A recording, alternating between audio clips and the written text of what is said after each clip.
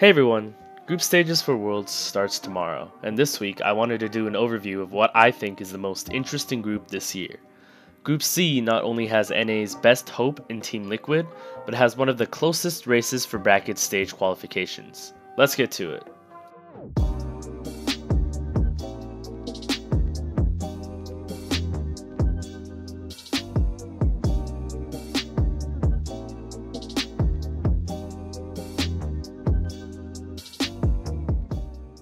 Let's start with the number 1 seed from Korea, who are expected to take first in this group. KT is a Korean super team with a star-studded roster of veterans. Score, Smeb, Mata, and Deft have all played and seen success on the world stage many times in the past. The X factor here is their 17-year-old mid laner Yukao, who has just joined the main roster this year. All eyes are on him to see if he will carry or crumble under the pressure of playing with 4 veterans and being a favorite to take the entire tournament. Their style mimics past Korean first seeds as they play for small advantages through vision control that slowly build for larger advantages. Score favors tanky, supportive type junglers that have good tools to assist in macro play. This allows him to more easily take smaller advantages and control the map with vision.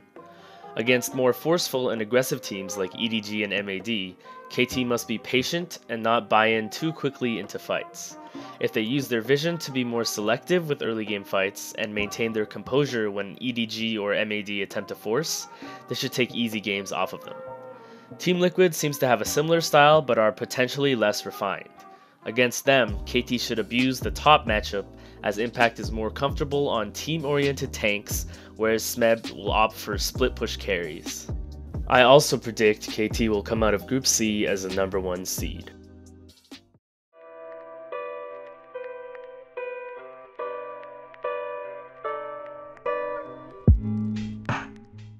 Team Liquid is NA's best hope in this year's Worlds.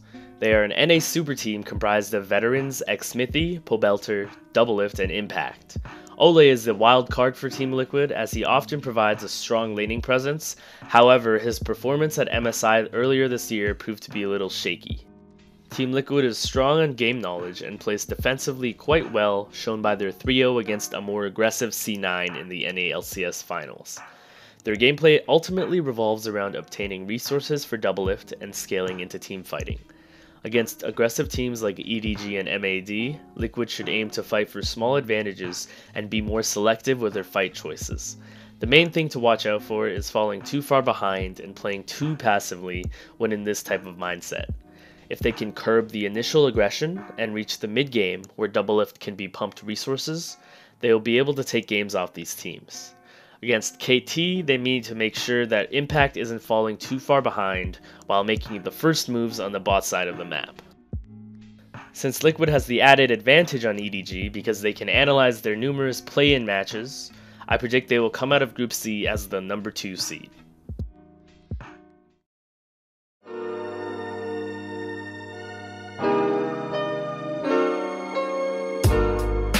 EDG is China's number 3 seed, who qualified through the play-ins last week.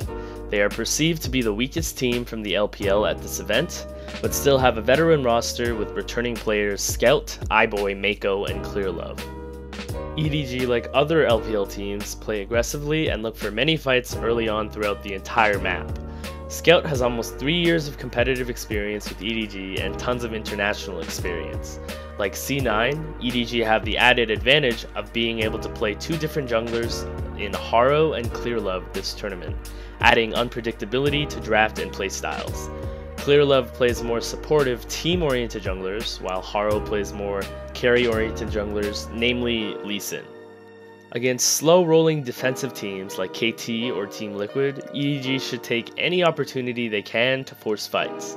Being confident in their forces will make it hard for KT or Team Liquid to choose their fights well.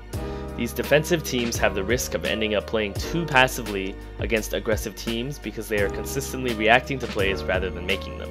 Against another aggressive team like MAD, EDG's individual talent will likely carry them through these skirmishes. EDG should try to keep their win conditions and macro in mind if games get too bloody against MAD. I predict EDG will come out 3rd in Group C.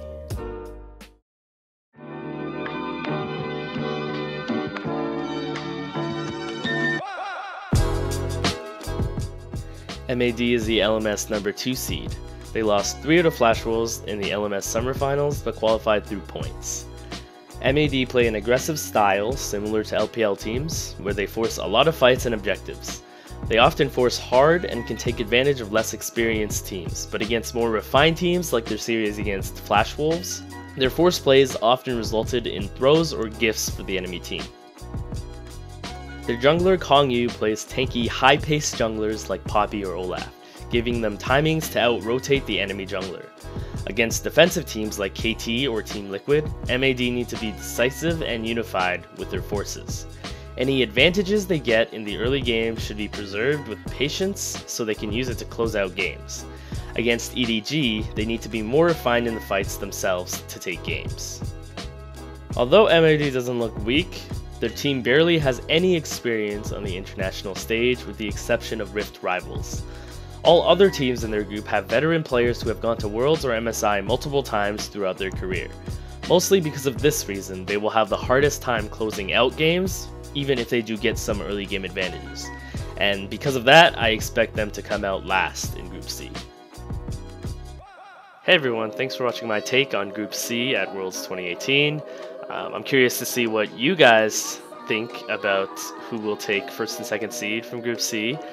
Yeah, if you enjoyed this content, please subscribe to my channel for more of it. I also stream a couple days a week on Twitch, so check that in the description below. Yeah, thanks for watching.